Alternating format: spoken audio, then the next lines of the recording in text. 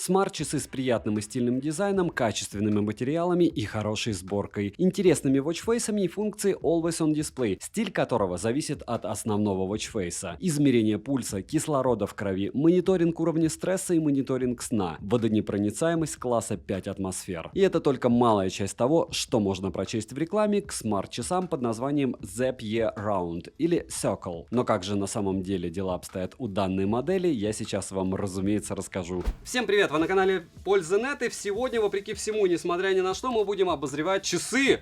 Назовем их так: Xiaomi, Amazfit, можно даже Huami добавить, Zepp. Они все танцуют, как они называются, это все не важно. Почему? Потому что ПО плюс-минус одно и то же, производитель один и тот же, распаковывается все одноразово, как Apple. Это вам не китайские подделки. Именно подделки, не обязательно даже подделки, потому что все максимально эпично выглядит. Покупал я это все на лютой распродаже, как-то безумно дешево мне это все вышло. Да, и по этой причине такой расцветки я взял, потому что они были дешевле. А выглядят, наверное, если бы я был противоположным полом, мужскому, на 180 градусов классно. Массивненькие, ощущение того, что это какое-то дешевое подобие металла, нет. Кабель для зарядки, разумеется, площадка с двумя контактами, и она не является, к сожалению, разборной. Вот это самое интересное. Здесь нас ждет еще и дополнительный ремешок. Вдруг у вас широкое запястье, и вам этого ремешка будет мало. Вот этого вам точно будет достаточно. Документация, которая, я уверен, не будет вообще никому не нужна. Почему? Потому что вы просто подключите по QR-коду это устройство к программе. Она на русском языке. Сам девайс я на 99% уверен, что на русском языке. И сможете его юзать. Включение происходит с кнопки, с ремешком. Это все дело весит 42 грамма. Диаметр их 41 миллиметр, в толщину, с экраном максимально выпуклым, я такое еще не видел, 10,5 миллиметров. То есть это такие вот компактные красотули. Я уверен, что кому-то зайдут, и вполне возможно вариантов мужских на рынке больше. Смотрим. 7 обзоров в неделю выгружаю, ежемесячно разыгрываю 5 Mi Band 6 серии за лайк, подписку и комментарий к любому видео. Условия конкурсов, которых под конец месяца всегда много, и мои контакты в описании. Напоминаю, что я разыгрываю еще iPhone 14, помимо этого разыгрываю еще OnePlus Nord N20 SE и еще много всего. Главное описание читать. Мой телеграм-канал с промокодами на Алиэкспрессе в описании, также телеграм-канал взаимопомощи и телеграм-канал Пользаграм, в котором мы делимся фото и видео с новых и не только устройств. Все розыгрыши 30 числа каждого месяца на стриме. Перейдем же к смарт-часам. Полетели. Поставляются данные часы в разных вариантах расцветки. У меня на руках женский вариант. Внешние часы выглядят хорошо. На женской руке смотрятся отлично. Корпус часов выполнен из нержавеющей стали, остальные части изогнутое 3D стекло. Ремешок кажется топорненьким, но дискомфорта не доставляет. Качество материалов самих смарт-часов хорошее, сборка меня порадовала. При носке часы не ощущаются и спать в них комфортно. На корпусе расположили два контакта для зарядки, микрофона и динамика здесь нет. Исходя из этого делаем выводы, что разговаривать через часы точно нельзя, даже через Bluetooth. Далее есть датчики мониторинга здоровья, а также одна физическая кнопка. И это хорошо, что она не круглая. Люфт у нее в наличии и не слабый. В стоке она выполняет функцию включения и выключения экрана, возврат и зажатием можно перейти к тренировкам. В настройках на самих часах можно повесить любое другое действие, что удобно. Летим дальше. Оснащены смарт-часы AMOLED-дисплеем на 1,28 дюйма с плотностью пикселей в 326 ppi. Рамка на борту, и она заметная, но к ней быстро привыкаешь. Скроллинг плавный, и перемещаться по интерфейсу часов довольно удобно. Автояркость на борту, и работает она корректно. При прямом попадании света на экран яркости достаточно. Сейчас в Санкт-Петербурге солнца мало, и яркости экрана более чем хватает, но даже если использовать их в солнечный день, который нужно еще у нас подождать, проблем не возникает. Интерфейс доступен на русском языке с некорректным переводом и довольно плохим шрифтом, хотя часы давно уже продаются, как я знаю. В целом экран имеет хорошую приятную цветопередачу, автовыключение экрана максимум до 30 секунд, за что спасибо, это удобно. Постоянный включенный экран максимум 20 минут. Always on Display на борту, вдобавок он полноценный. Стиль AODA зависит от циферблата, за что спасибо производителю, это прям